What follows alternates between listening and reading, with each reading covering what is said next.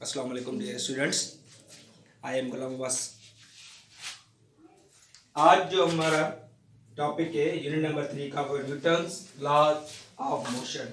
Newton's laws of motion में हम पढ़ेंगे कि इन लॉज की अहमियत क्या, इंपॉर्टेंस क्या है, वो लॉज कौन से और वो लॉज हम कैसे यूज़ करते हैं हम अपनी डेली लाइफ के अंदर।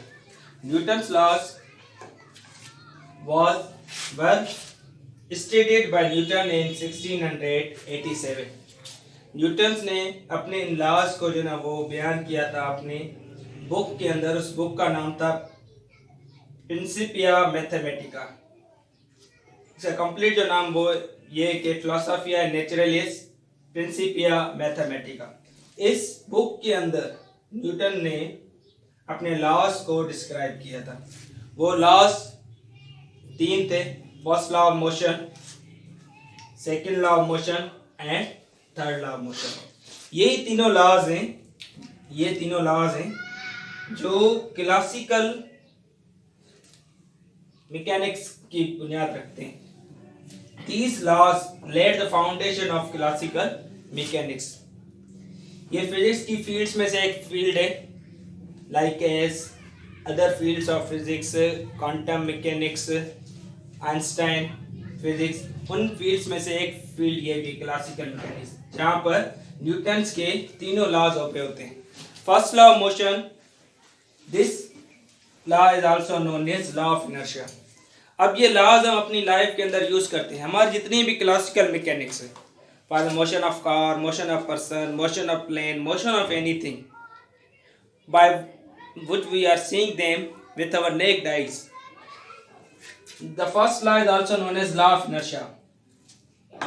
अब इस law of inertia का मतलब क्या है? law of inertia के बारे में जो inertia टर्म है, इसके बारे में हमें गैलीलियो ने बताया था। Galileo was also scientist of Greek period। Newton is also scientist of Greek period। These both are scientists of Greek period। The first initiative was taken by Galileo। He described the inertia। अब यहाँ पर अगर हम inertia की बात करें, भाई inertia क्या होती है, तो inertia बॉडी की एक प्रॉपर्टी होती है जो किसी बॉडी को अपनी हालत में रहने के लिए मदद दरकार करती है। अगर कोई बॉडी मोशन में, तो मोशन में रहने के लिए उसे inertia उसे हेल्प करती है, रेस्ट में रहने के लिए inertia उसकी मदद करती है।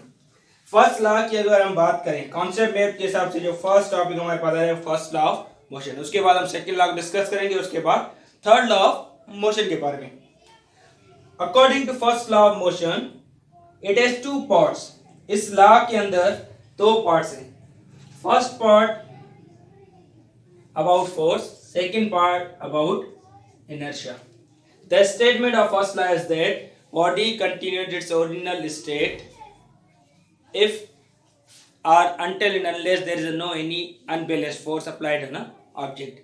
किसी बॉडी के ऊपर अगर आप कोई भी अनबैलेंस फोर्स अप्लाई नहीं करेंगे तो वो अपनी स्टेट में बरकरार रहेगा। फर्स्ट लॉ के अंदर पहले फोर्स की डिस्क्रिप्शन है कि भाई फोर्स अप्लाई करेंगे स्टेट चेंज होगी, फोर्स अप्लाई नहीं करेंगे तो स्टेट चेंज नहीं होगी। और इनर्शिया वो बॉडी होती है जो बॉडी को कंटिन्यू करवाती है उसकी ओरिजिनल स्टेट। फोर्स के बारे में अगर हम कहें कि भाई फोर्स क्या है, फोर्स, जोर, ये चेंज करता है या चेंज करने की कोशिश करता है। जिस चीज को चेंज करने की मदद देता है स्टेट को चेंज करने के लिए। If I am pushing wall, it can not move because it has more inertia, therefore it can not move. अब इनर्शिया की बात और फोर्स, ये दोनों एक दूसरे के साथ रिलेटेड है। जहां पर फोर्स अगर हम ज्यादा अप्लाई करेंगे तो वहां पर उसकी स्टेट चेंज होगी, या तो चेंज करने की कोशिश करेगा। ये दोनों पार्ट्स आते हैं फोर्स के अंदर। ये फोर्स की डेफिनेशन को वाजे करते हैं कि फोर्स एक ऐसा जरिया एजेंट है जो चेंज करता है या चेंज करने की कोशिश करता है स्टेट को।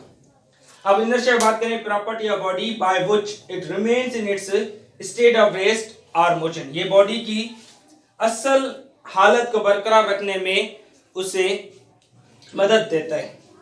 इसका अगर हम एग्जांपल दें, इम्यून सिस्टम है जो इंसान के अंदर, वो बॉडी को जो है मेंटेन रखने के लिए काम आता है। अब यहाँ पर इसके एग्जांपल्स क्या हैं? Book, lying on table, tug of war, ये इसके एग्जांपल्स हैं। अगर कोई भी चीज टेबल के ऊपर पड़ी हुई है या कोई बंदा चेयर के ऊपर बैठा हुआ है, वो फर्स्ट लॉ ऑफ मोशन की बुनियाद पे बैठा हुआ है। इसके बाद हम डिस्कस करेंगे second law of motion. Second law of motion के बारे में हम डिस्कस करेंगे। वो सेकंड लॉ, इसके अंदर न्यूटन ने कौन सी स्टेटमेंट दी? सबसे पहले तो ये बात के सेकंड लॉ ऑफ मोशन का दूसरा नाम है लॉ ऑफ एक्सेलरेशन। इसे हम लॉ ऑफ एक्सेलरेशन कहते हैं क्योंकि इसके अंदर हमें एक्सेलरेशन के बारे में बताया गया है। इसकी जो स्टेटमेंट है वो ये कि when we are applying force on an object then it produce acceleration in it that is directional to the force and inversely proportional to the mass of the object। ये इसकी स्टेटमेंट थी। ये जो law of acceleration ये हमें force की quantity के बारे में बताता है। क्वांटिटी मीन्स के वो हमें उसकी वैल्यू मालूम करने के लिए यूज करते हैं उसे हम। फर्स्ट लॉ जो था वो हमें क्वालिटी बताता है। फर्स्ट लॉ हमें क्वालिटी ऑफ फोर्स बताता है कि भाई ये एक ऐसी चीज है जो बॉडी स्टेट चेंज करती है या चेंज करने में मदद करती है, लेकिन ये क्वांटिटी बताता है।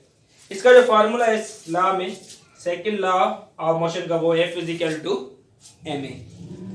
इस फार्मूला से ये शो होता है कि जो ये एक्सेलरेशन है ना वो फोर्स के डायरेक्टली प्रोपोर्शनल है।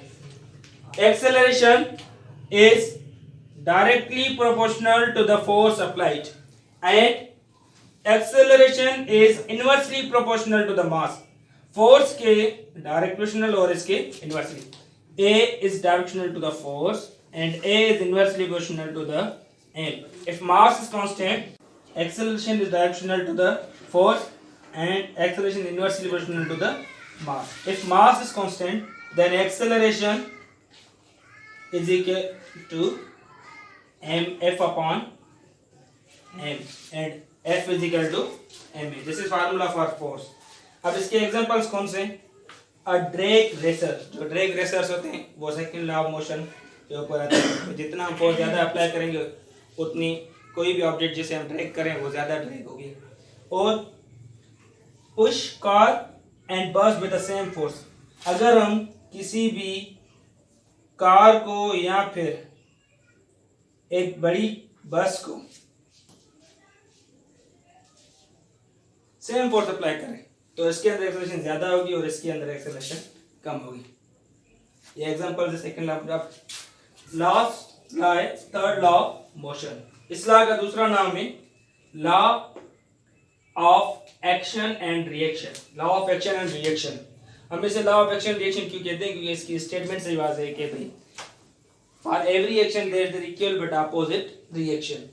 इसे हम law of equal and opposite भी कहते हैं। इक्वल एंड अपोजिट हम क्यों कहते हैं इसे? क्योंकि इसके अंदर इक्वल मैग्नीट्यूड के फोर्सेस होते हैं लेकिन उनकी डायरेक्शन जो होती है वो एक दूसरे के अपोजिट होती है। इसके एग्जांपल्स क्या हैं? राइफल, रिकॉइल, जब हम राइफल से बुलेट को फायर करेंगे तब वहां से हमें राइफल जो है ना रिकॉइल महसूस करवाती है। बाउंस बैक जो होती है राइफल, इसे हम रिकॉइल ऑफ द राइफल कहते हैं। इसी तरह रिकॉइल ऑफ गन होता है, आप बुलेट गन से फायर करें तो वो गन रिकॉइल होती है bounce back for equal and opposite reaction. इसी तरह रॉकेट लॉन्च, जितनी वो गैसेस अपवर्ड मूव करती हैं उसका जो फ्यूल होता है वो अपवर्ड मूव करेगा और उसके लिए एग्जॉस्ट है पीछे की तरफ मूव करेगा, इसके लिए रॉकेट जो लॉन्च होगा। This is all about Newton's laws of motion.